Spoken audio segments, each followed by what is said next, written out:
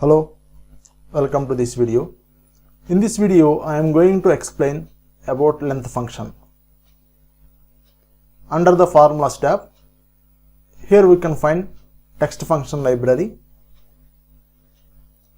In that library, we can find the length function. Purpose of the length function is it returns the number of characters. Let me write the formula equivalent to length. Here application returns the number of characters that the B3 cell consists of. Here we can find the output in column B. Let me retrieve the formula by using formula text function.